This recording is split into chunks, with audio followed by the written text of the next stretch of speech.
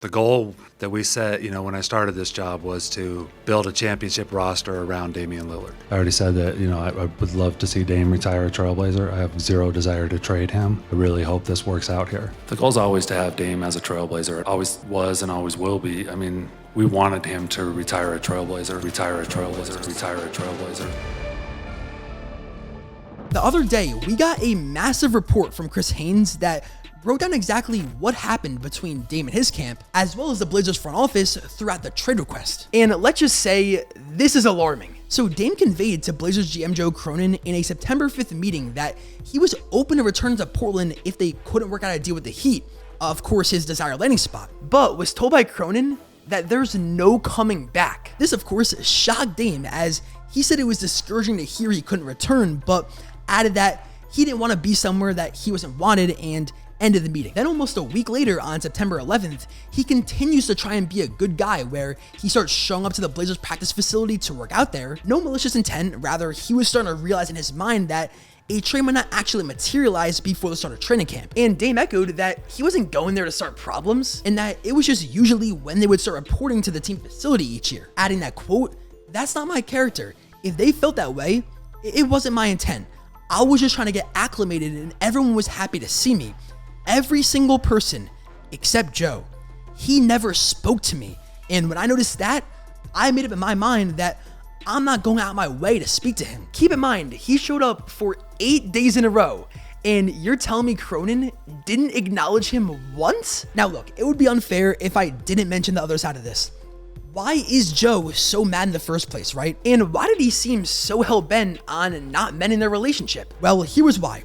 Joe felt, and I'm sure the whole Blazers front office felt, that Dame's agent Aaron Goodwin was pressuring them into trading Dame to Miami, and that as a result of him basically just publicly flat out saying Dame will only play for the Heat, put them in an unfavorable negotiating position. Which, by the way, this is valid. Like, yeah, Dame and his agent definitely could have handled this way better initially, because being honest about where you want to go publicly, of course puts the Blazers in a spot where they'll have no leverage in trade talks. As for example, if you're Miami and Pat Riley hearing this, you know that every other team is gonna be hesitant to make a great offer for Dame if they know he wouldn't want to play for them, which is gonna make you feel like you don't have to offer your best package. And that's kind of how we got to the point where it played out the way it did for the first few months. Miami was reportedly not pushing all their chips to the table just yet, and Portland was pissed that Dame's camp had made it so publicly known that Miami was the only team he'd go to, because it resulted in teams like Brooklyn, Toronto, I don't know, any other team really you can think of making any legitimate offers. So I get his frustration. What I think this article reveals though is that Dame realized he f***ed up, and he then tried to make peace with Joe Cronin, as seen with this detail in the report that in late August, Goodwin, Dame's agent, suggested to Cronin that he meet with Lillard to mend the relationship in case his client were to return to the team. So there was an effort by Dame to fix this, and I don't think you could say the same for Cronin that, look, maybe it wasn't right for me to solely point out Miami as the only team publicly, even if that was what I wanted. Because if Dame just told Joe behind the scenes, yeah, Miami's what I want, but didn't echo that publicly, it would have allowed Miami to take the negotiations more seriously and for them to not know they had the leverage, which would have squeezed all their assets out. But clearly, Joe was still pissed, as back to that report earlier, Dame shows up for 8 days in a row from September 11th to the 18th, and you don't say anything to him? I mean, things even got so bad with the two sides that on September 23rd, the NBA's league office got involved, where a Zoom meeting was organized by the NBA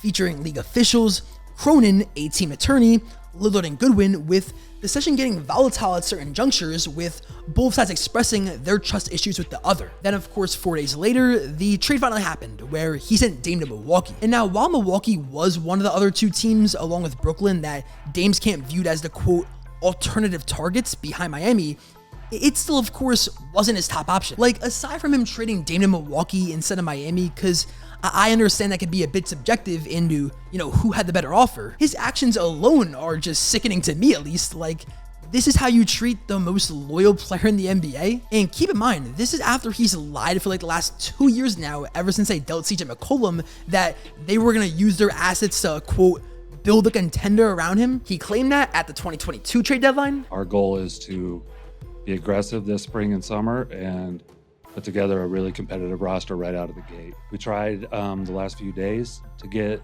going on that to where we were really active pursuing higher end talent. Just nothing panned out this time. He claimed it at this year's trade deadline. And we're borderline anxious to push all of our chips in. We can't wait for that moment to happen. We're going to be ridiculously aggressive. The goal that we set, when I started this job was to build a championship roster around Damian Lillard. And he did it again prior to this year's draft, saying, oh, we'll trade the number 3 pick, no problem, right? Scoot Henderson for Paul George. Like, Dame was giving y'all so many opportunities to follow up on what you said you would do, and you just lied to him every single time. So he had no choice but to demand out. And sure, could he have handled it better?